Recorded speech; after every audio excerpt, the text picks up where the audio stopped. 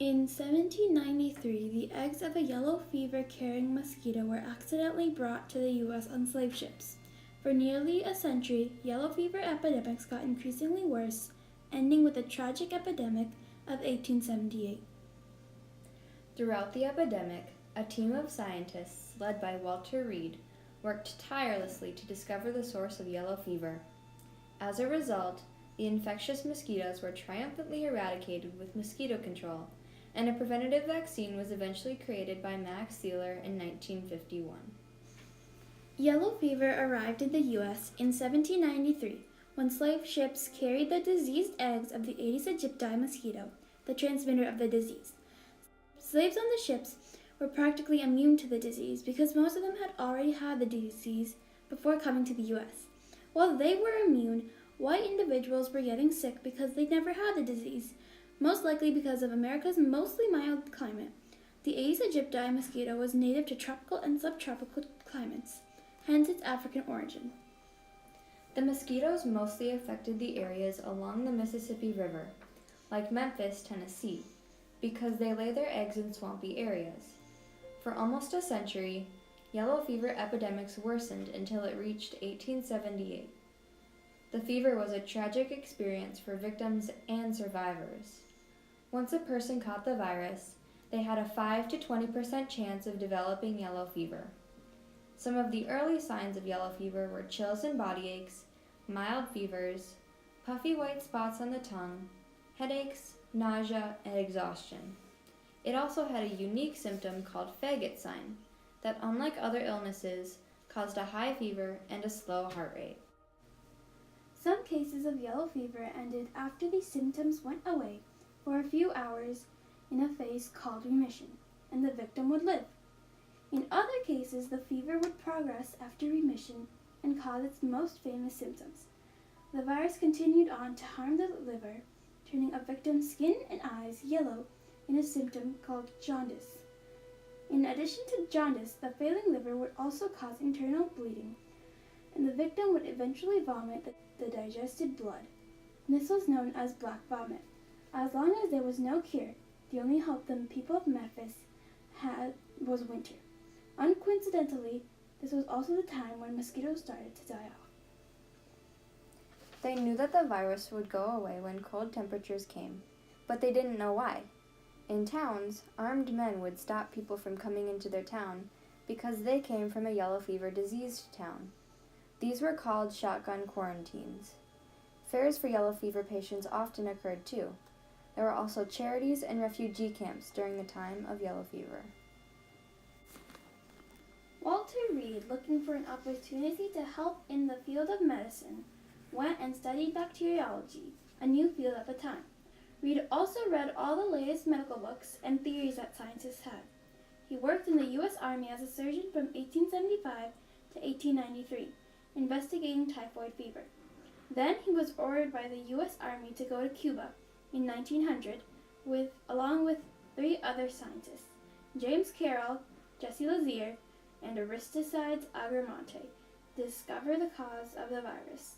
The team would be conducting experiments and solving mysteries that would determine how yellow fever would be treated and how the patients could protect themselves against it.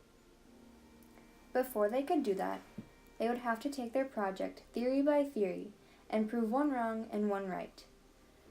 Carlos Finlay, a Cuban scientist, had a crazy idea, or that was how other scientists put it.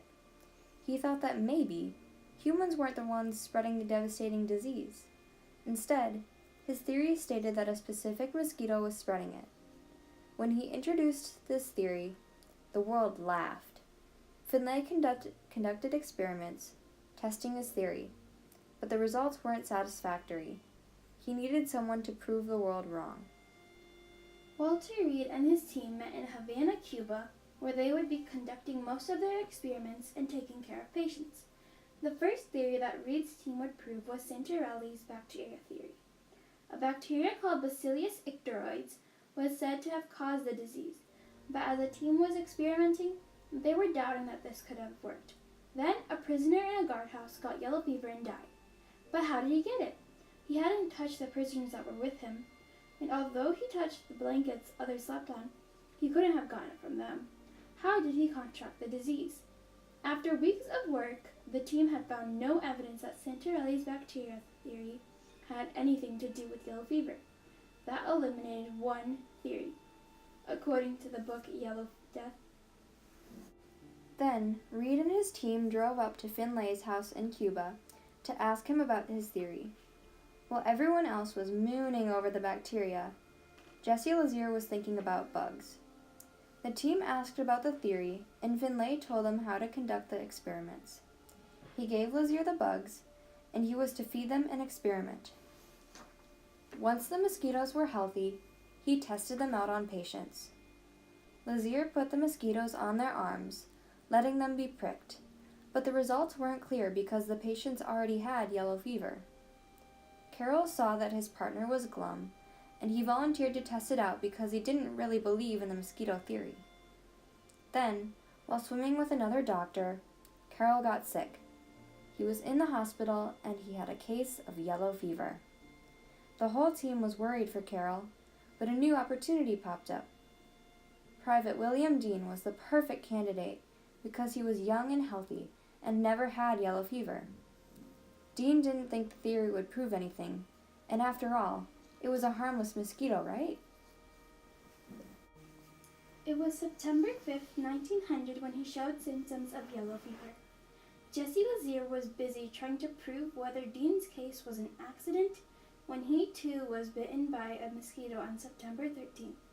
He died on September 25th, 1900, at the age of 34. Reed wanted an experiment to settle the debate once and for all.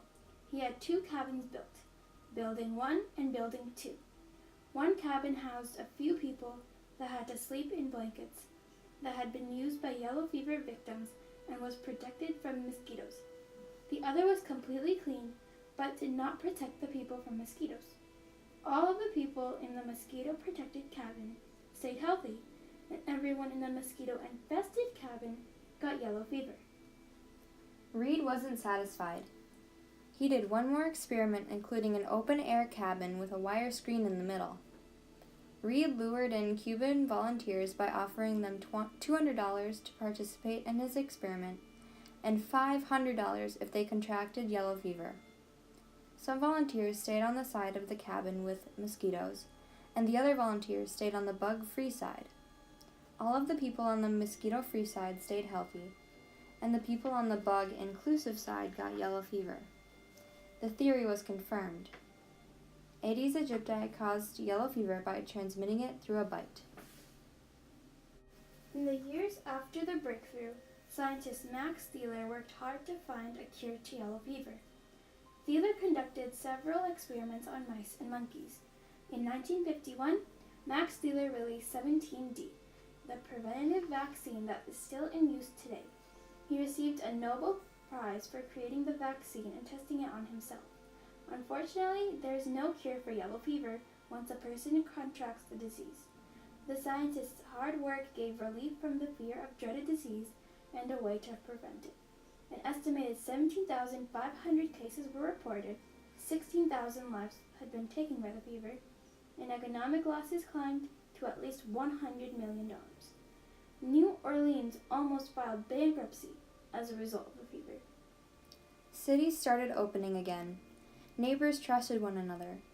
Mosquito control began eradicating Aedes aegypti from the USA by spraying oil on mosquito breeding grounds.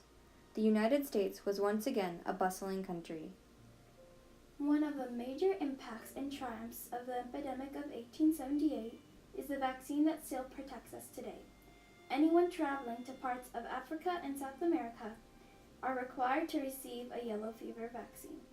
We also have the epidemic to thank for mosquito control. Today we have planes and helicopters to spray mosquito poison over large areas, but the handheld oil sprayers work to control the mosquito population after the epidemic. As of 2019, the work of Walter Reed's team and the vaccine 17D still protects us from the tragic yellow fever.